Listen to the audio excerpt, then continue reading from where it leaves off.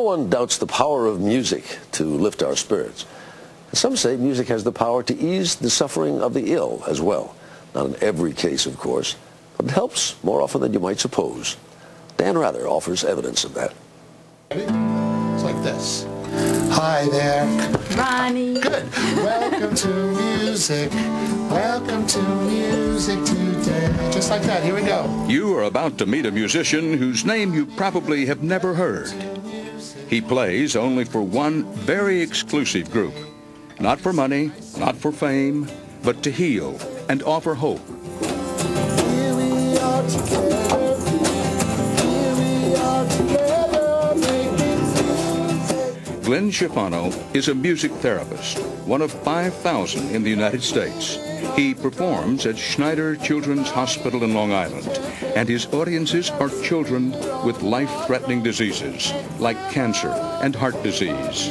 It seeks to dispel some of the frustrating and suffering that goes on here.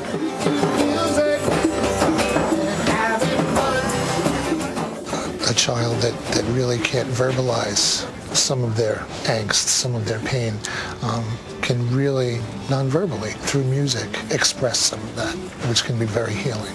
Good. Can you shake that for me? Hello. Good. Hello. Shake it up, Jake.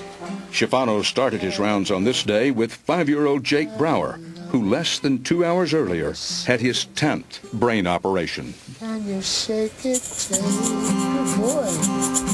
Terrific. To put the shaker in his hand and then try to get him to shake on his own, I think was very empowering for him and very empowering for the parent. Wonderful thing to be able to put a smile on a little kid's face, especially one that's been through what he's been through. Have a good sleep.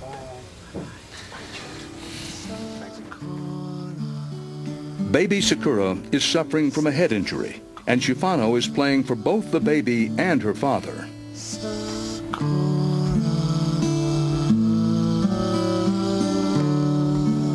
You can just imagine Dad feeling overwhelmingly anxious.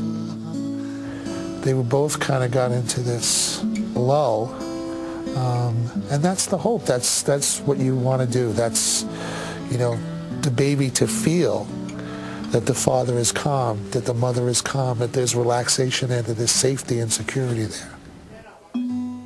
When it comes to 18-year-old Ashley Crawford, who suffers from leukemia, Schifano doesn't have to figure out what music she needs.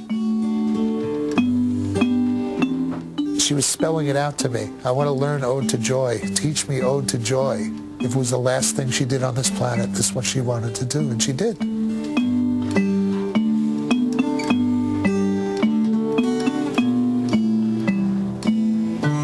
And that's what she was trying to do. What were you trying to do? Give her that moment. Give her that moment.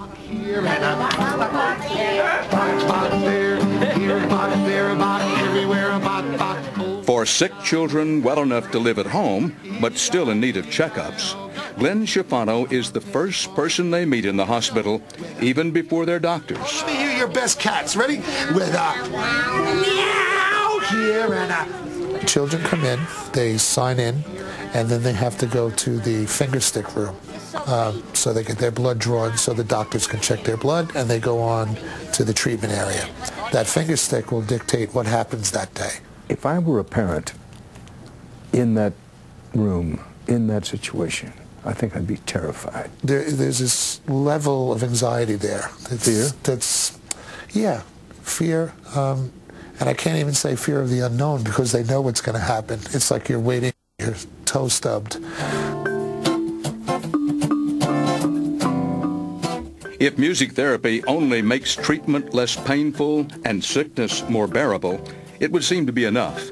But music therapy does more. It sometimes can save lives. Just ask Dr. Mark Atlas, who heads the hospital's transplant unit, where the survival rate for children is only 40%. The children in transplant tend to have difficulties with high blood pressure, both from medications and from pain. Relaxation, enjoyment, good positive mental state can help to decrease blood pressure, which actually improves their outcome. Music can sometimes improve the outcome even with the youngest of the young.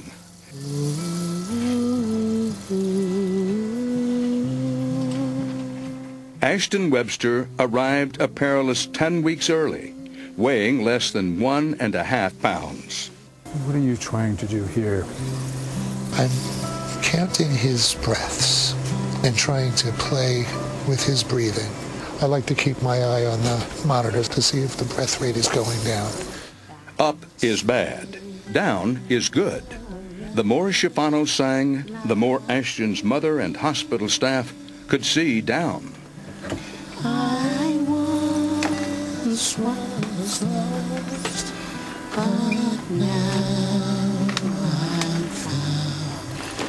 Was blind, but now I see. There were obvious differences. I don't know if you noticed. All those differences are reason for hope, says Dr. Dennis Davison, chief of the neonatal unit.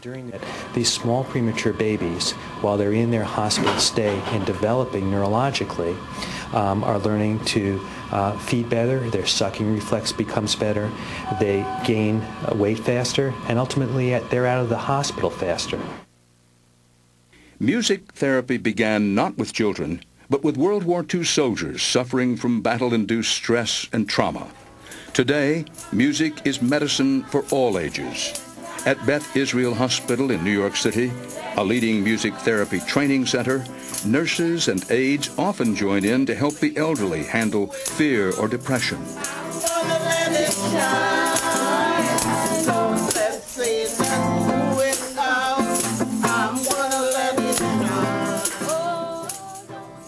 Schifano knows that melodies cannot forestall the finality of death.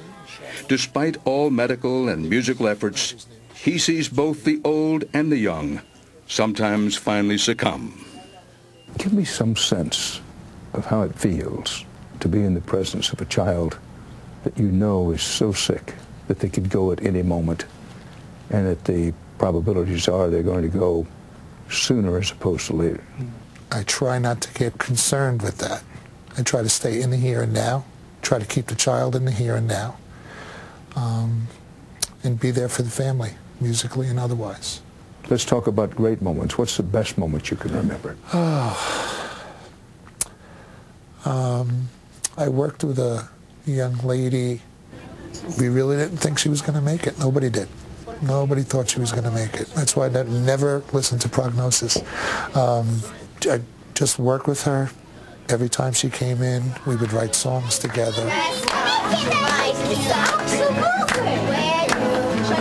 That young lady is Victoria Sidorsky. She has cancer.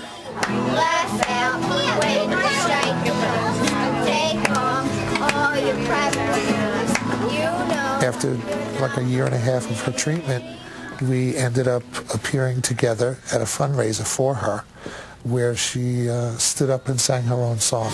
Everybody stand up, don't let yourself sit down, stand up, turn yourself around, stand up. The fact that music had carried her not only through cancer, but out of her shyness and out of her shell that she had been in even before she had gotten sick. So it was this transformation. Not only through death, but a new life. That must have made you feel terrific. It's why you keep doing it. If nobody got better, and if everybody died, it makes the losses a little easier.